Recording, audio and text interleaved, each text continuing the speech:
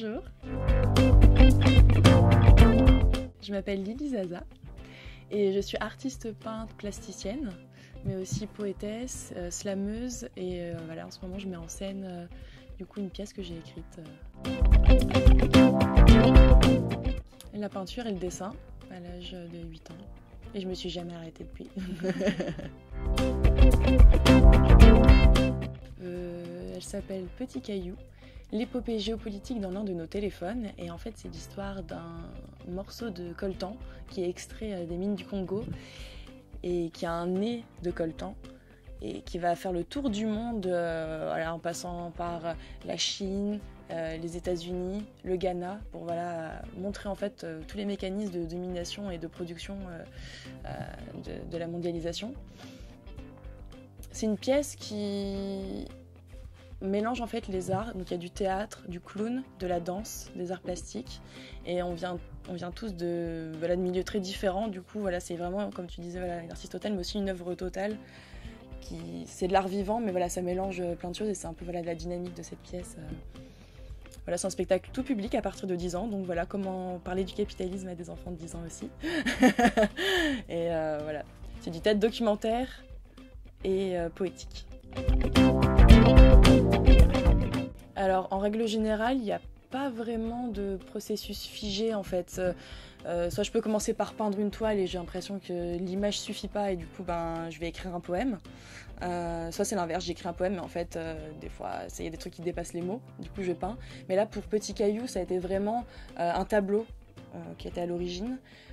Puis un poème que j'ai slamé et en fait en 3 minutes ça suffisait pas, donc je me suis dit allez on va écrire des personnages, on va écrire une histoire et voilà essayer de faire vivre ce tableau sur scène quoi.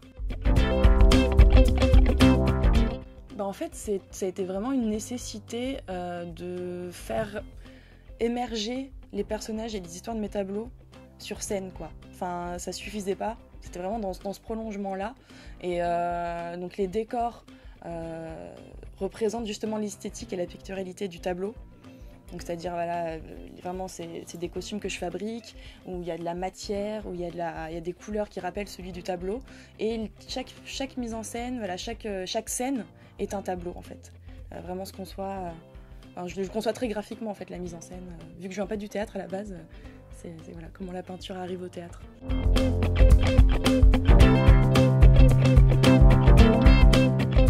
Oui, dans le théâtre, y a des moments qui sont vraiment très, très lyriques et poétiques, mais à la fois accessibles, parce que pour moi c'est vraiment la poésie populaire.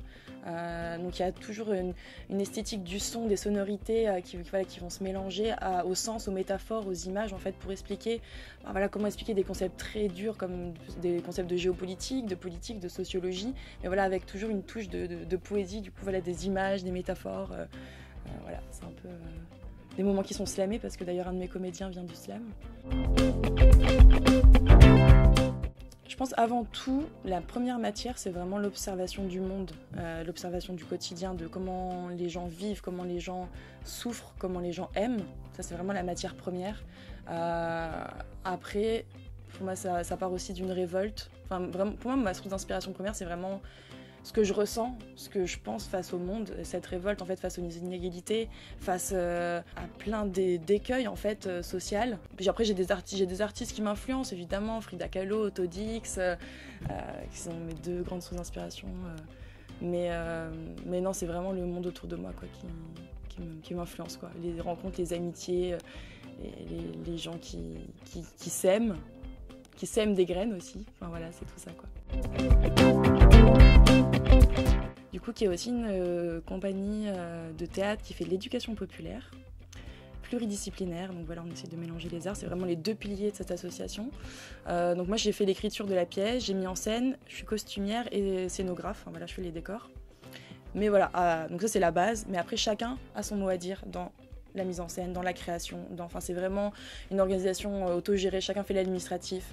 Voilà, c'est un peu voilà. Donc j'ai une place, disons, que j'ai impulsé ce collectif, mais tout le monde s'en est emparé et je ne suis pas la chef.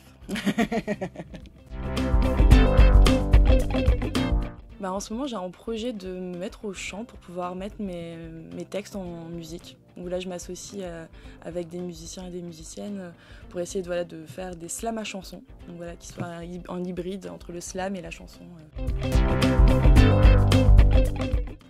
Sur Facebook, sur mon site, mon Wix site. Puis sinon, vous pouvez aussi venir toquer à la ruche et me rencontrer.